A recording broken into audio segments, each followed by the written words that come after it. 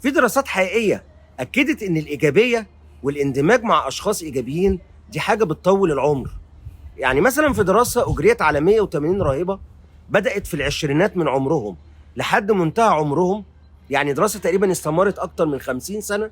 الدراسة ومن خلال رسائلهم بتثبت بأن الراهبات اللي كانوا بيحبوا الإيجابية وبيتكلموا أكتر كلمات إيجابية عاشوا 10 سنين أكتر من الراهبات اللي كانت كلماتهم سلبية.